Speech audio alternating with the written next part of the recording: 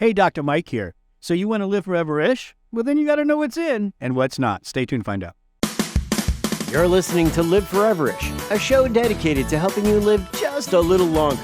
Here's your hosts, Dr. Mike and Dr. Crystal Gossard. All right, welcome to Live Forever-ish. This is one of our favorite shows, Dr. Crystal. What's in now and what's not for living forever-ish. Again, living forever-ish. We're always going to say it, right? It's so important, right? Strong, healthy, vibrant, being able to get up at it.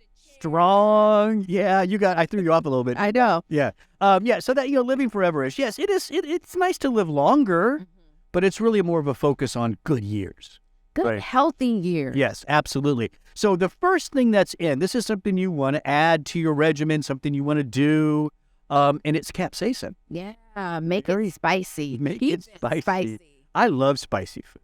Me too. And my kids are starting to get into it. I'm so happy about that. I don't know how I've just always liked it. I don't even remember. I've always been a spicy, always adding hot sauce to things. And so like 1 to 10 if you are ordering Indian food. Oh, the Indian. I already told you we went with the 10 soup. Oh, you did? I thought you did the 5 or 6. Then we experiment with the 10. Ooh, that was rough. It's rough. No one knows what we're talking about. There's an Indian place down where Dr. Chris and I live, and you could rank the heat in your food based on a number, whatever. And they have this soup that you go up to number 10 with, and it was hot. Anyways, why are we talking about capsaicin today? Well, the capsaicin, that is what's inside of hot peppers. It's responsible for the spiciness, and there's research with a variety of health concerns, but we're looking at a study published March 2023, systematic review and meta-analysis published in the British Journal of Nutrition.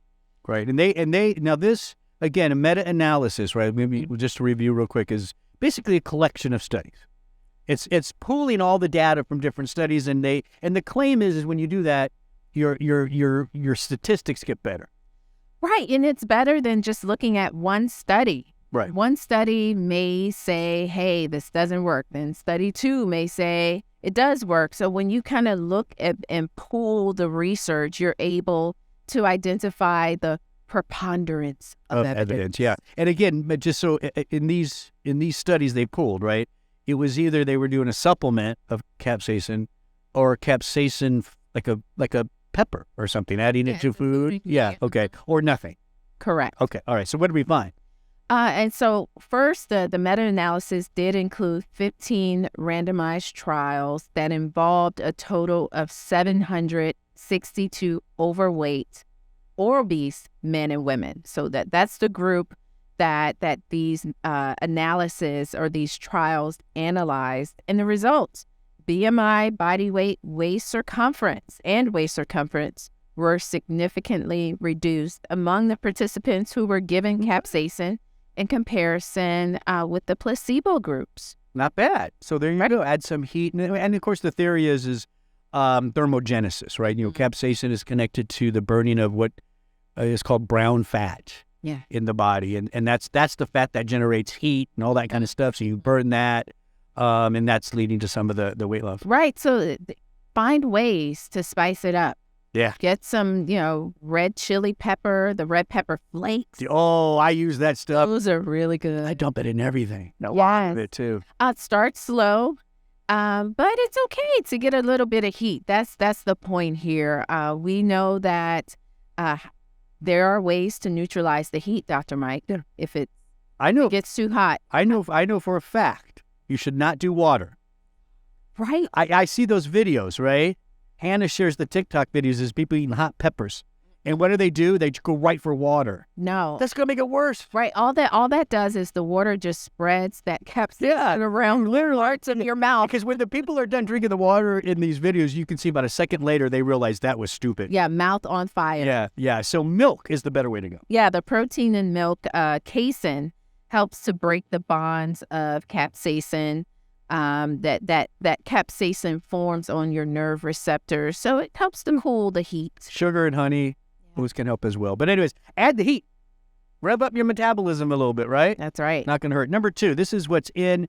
It's known as implementation science.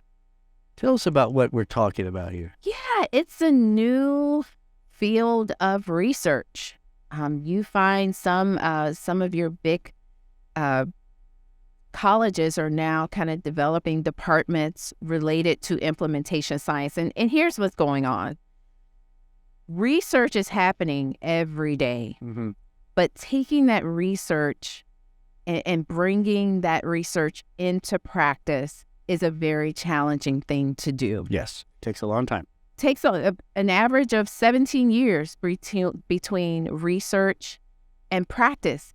And here's why. Here's one thing that I think is people, if a doctor that they find something and they think it works great, they're not going to change. We already, that's been well established. What most like internal medicine doctors, the ones that do a lot of primary care stuff, the drugs they learned in residency are sometimes the same drugs they continue to prescribe. Let me ask you something though. So when I was in medical school, the hot topic of that day was practicing evidence-based medicine, trying to actually close that gap. Is this kind of like the next stage of that? Because evidence-based medicine, or that I believe is the way to practice, doesn't really shorten the time though. We're still waiting, because here's what all doctors say. Well, if you want me to change drugs, I need more clinical trials, Right, but it's not just about introducing new drugs. The pharmaceutical companies are really good at that because they have their reps and they're coming to the practices and they are educating the doctors and they're saying, hey, we got to get this drug into your hands.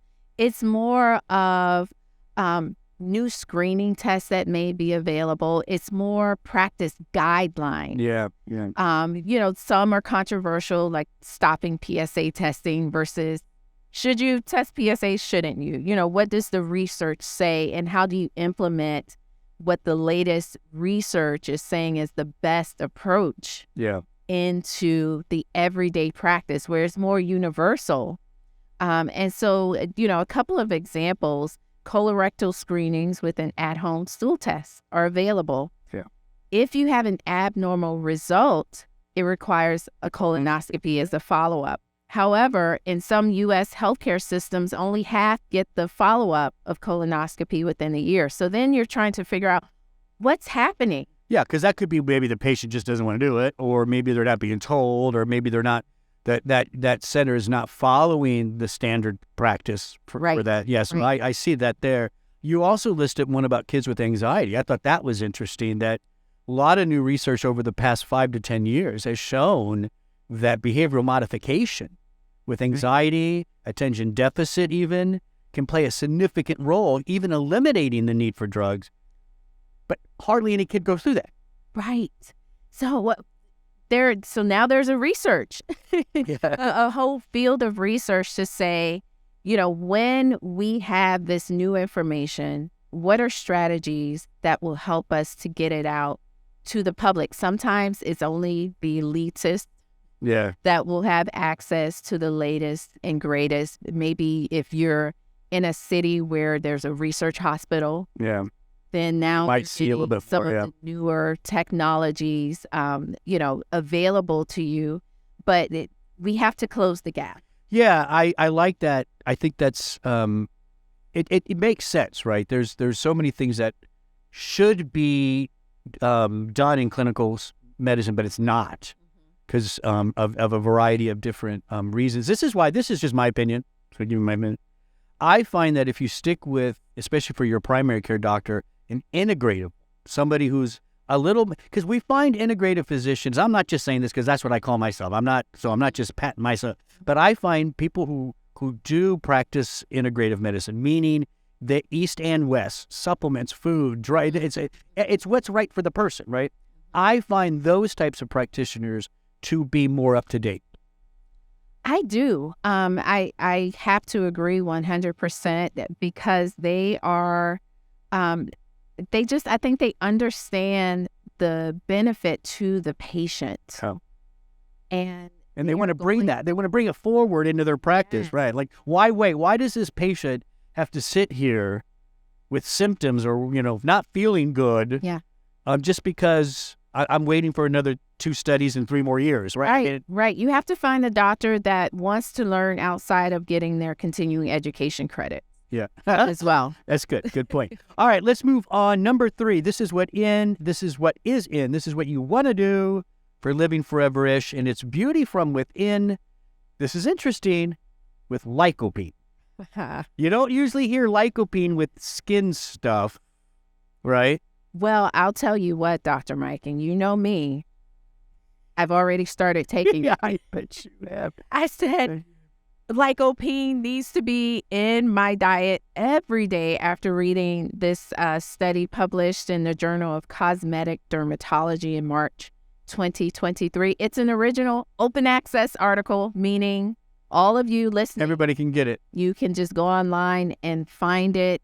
Again, beauty from within with lycopene. Yeah, I'll tell you what's interesting to me about this is, so some people might be hearing this and they're like, well, how does vanity or skincare fit into Live Forever-ish, the strong? It absolutely does, because, when you're looking good makes you feel better, right? I've noticed that I've gotten into my 50s now. I wake up, I notice a little more puffiness, that kind of stuff, and I don't like that. So doing something that's natural, safe, that maybe can help with that kind of stuff, I don't have any problem with it. I know. So in this study... Why are you laughing at me? But because I agree 100%, and I know a lot of people... That I'm puffy? No, just that when you don't... Not that part, Dr. Mike.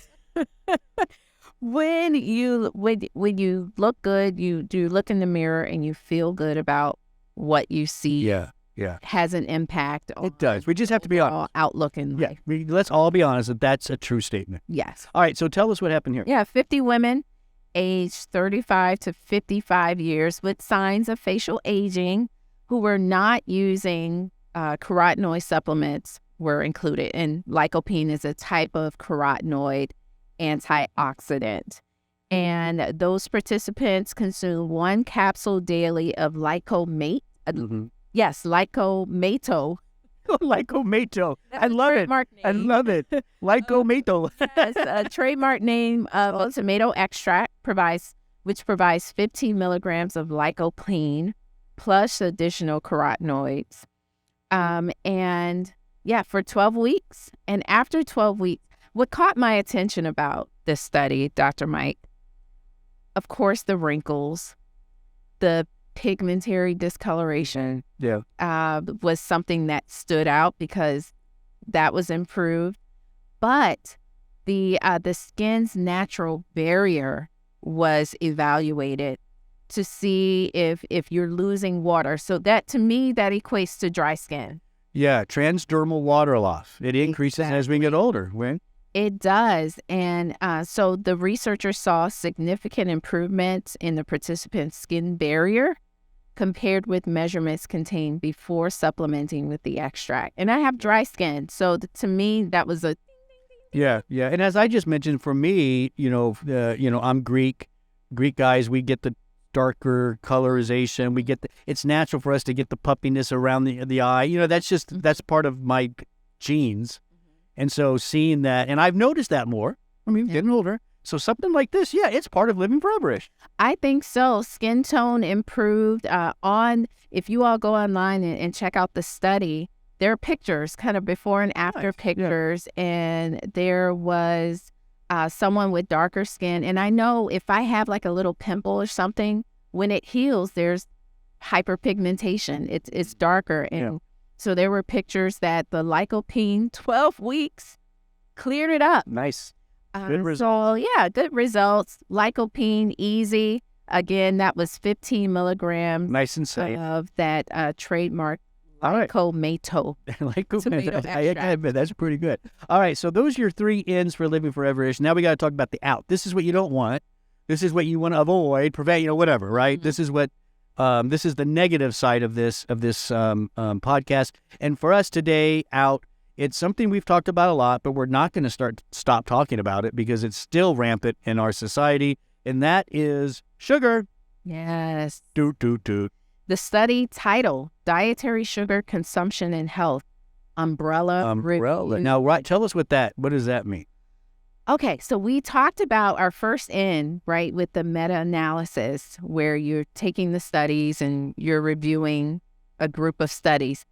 An umbrella review then reviews a series of meta-analysis. So it's a review of a review. Yeah. So the meta-analysis is a review of a bunch of independent studies, and then the umbrella is a review of a bunch of meta-analyses, which is going to have many studies. Yes. Okay. And so the inclusion criteria for this umbrella review were systematic reviews and meta-analysis of randomized controlled trials, cohort studies, case control studies, cross-sectional studies. All of it. It's all in there. Of studies that evaluated the effect of dietary sugar consumption on any health outcomes in humans free from acute or chronic diseases. I thought that was really important because the studies that they chose to include, those individuals did not have acute or chronic diseases. And now we can see that the sugar have an effect. That's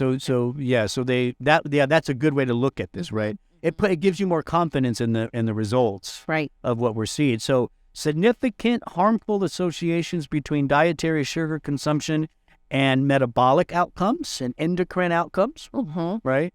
We see cardiovascular outcomes, not so good. Yeah. Other outcomes, dental, obviously makes sense, liver, things we've talked about for so long. But, right now when you look at different products on the market, the amount of added sugars, it's everywhere. Right. So based on this umbrella review, Dr. Mike, this is the not so good information. Yeah.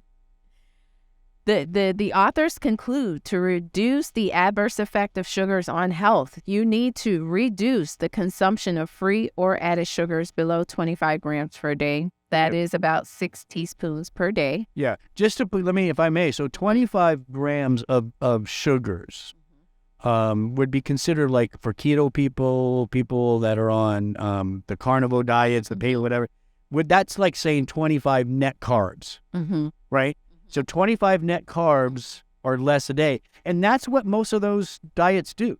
So there's maybe some focus needs to go on looking at some of those diets. Right. But the other thing was limit the consumption of sugar-sweetened beverages to less than 1 serving per week. Per week, not per day. 1 serving per week. I mean, this is where, yes. Listen, great advice.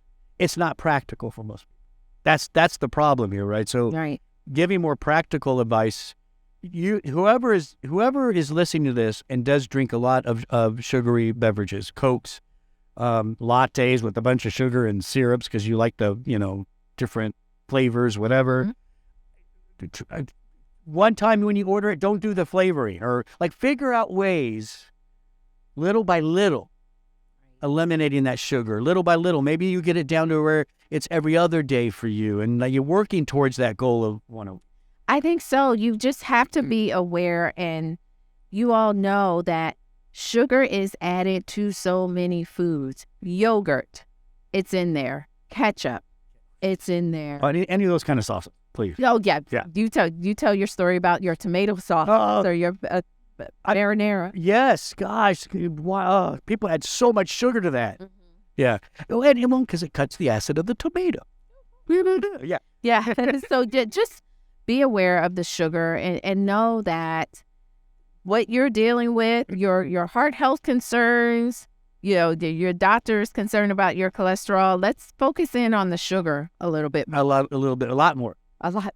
I'd rather people focus on sugar way more than, honestly, cholesterol. Yes. Or triglycerides. I mean, seriously. Okay, there you go. 3 ins in and out for living forever-ish. Don't forget, you can go to Life Extension. You can go to liveforeverish.com. Life Extension's our sponsor. Yes. So that's okay to mention them. Yeah. At liveforeverish.com, where you can download how many podcasts? Oh, goodness. Close to 400. 400 podcasts.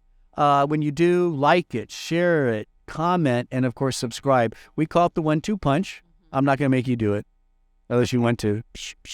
1-2 punch. You give your email so you can join the family, which means newsletters and some offers from our sponsor, Life Extension, and then you can subscribe right there. That's liveforeverish.com. I'm Dr. Mike. Thanks for listening.